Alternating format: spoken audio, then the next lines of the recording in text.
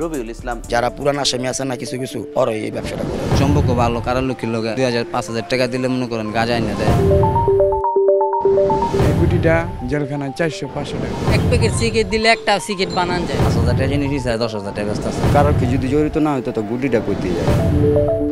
কোন আসামি দেখা যায় মোবাইল করলে 1 মিনিট কথা কইব 500 টাকা দেওয়া লাগবে। আপনি যখন 100 টাকা নেন তখন আমরা বুঝি যে এটা ব্যবসা। কারাগারে মাদকের বিষয়ে আমরা কথা বলেছি 6 জন জেল ফেরত ব্যক্তির সাথে, যারা বিভিন্ন সময় বিভিন্ন মামলায় কারাবন্দী ছিলেন। সেখানে তারা নিজেরাই মাদক কিনে সেবন করেছেন, দেখেছেন কিভাবে চলে সেই ব্যবসা। আমরা কথা বলেছি কয়েকজন কারাকর্মীর সাথেও। একটি টেনিস বল, খেলনার বস্তু এটি, তবে এখানে বলের ভেতরে প্রবেশ করানো হচ্ছে মাদক। এ ধরনের দৃশ্য আমরা বিভিন্ন সময় দেখি, তবে এবারের বিষয়টি ভিন্ন।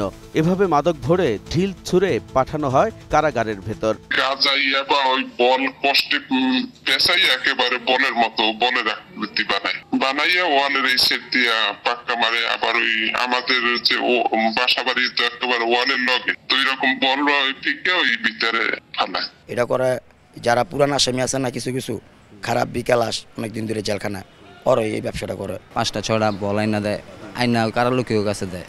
বল কি বল মানে গাঁজার বল। কখন মাদক ঢিল মারা হবে সেজন্য আগেই যোগাযোগ থাকে। বাইরে যেরকম মাদক ব্যবসার লোক আলাদা থাকে না ফিটিং করা, ভিতরে তো এরকম আছে।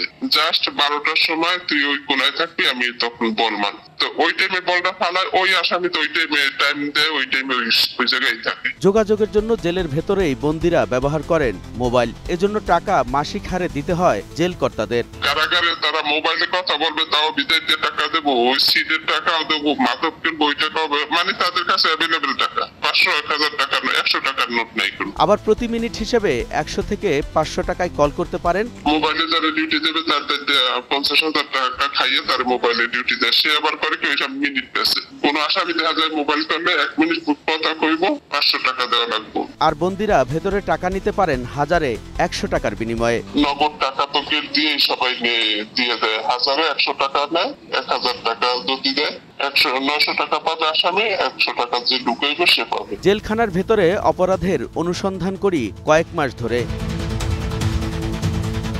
কায়েমপুর নারায়ণগঞ্জ শহরের একটি অংশ, তবে এই অংশের বিশেষ গুরুত্ব আছে ভিন্ন এক কারণে। এখান থেকে নারায়ণগঞ্জ জেলা কারাগারের দেয়ালের বড় অংশ দেখা যায়, আর এখানকার দালানকোটায় উঠলে জেলখানার ভেতরে কি চলছে তাও দেখা যায়। আগে তো বান্ডের ছোড়া ছিল, রুসা করে দেওয়া না, এই বিল্ডিং এ দেখে না, ওই বিল্ডিং এতে দেখে, ওই বড় বিল্ডিং এ থেকে। পাশেই আরো নতুন নতুন অবকাঠামো হচ্ছে, যা একেবারেই কারাগারের দেয়াল ঘেঁষা। এটি আসলে কারাগারের নিরাপত্তাকে প্রশ্নবিদ্ধ করছে।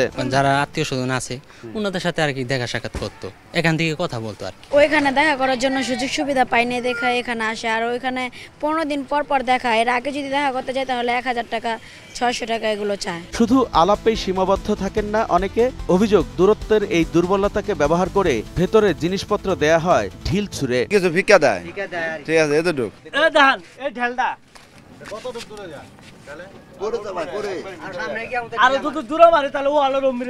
আমরা কারাগারের পেছনের অংশে প্রবেশ করি, সেখানে একজন ঘাস কাটছেন। আমি আইছি আজকে ঘাস কাটতে, আমি আইছি দূরের থেকে। আরেকজন আশপাশে হাঁটছেন। ঝোপঝাড়ের ভেতরে হাঁটতে থাকা ব্যক্তির সাথে কথা বলি আমরা। রাস্তার কাছে দেওয়া সম্ভব না দেবো কেমনে? আপাতত সাধু সাজা ব্যক্তির উপর সন্দেহ থেকেই কিছুক্ষণ পর আবার সেখানে প্রবেশ করে 21-এর চোখের টিম। দেখা যায় মাদককে সেবন উপযোগী করতে প্রক্রিয়া করছেন তিনি। লুকায়েন না, রাখেন এমনি এভাবে রাখেন, ওটা যেভাবে আছে এভাবে রাখেন। তবে তিনি নাকি এই মাদক ভেতরে পাঠান না। এর ভেতরে কেউ আছে আপনার? না। হ্যাঁ না। আপনি এখানে বসে খাইতে আইছেন না এখন দিতে আইছেন? খাইতে আইছি। খাইতে আইছেন দিতে আসেন না। গাঞ্জা টাঞ্জা এই ধরনের কথা, এই ধরনের আবি আর কি ইয়াবা আছে এই ধরনের দেয়।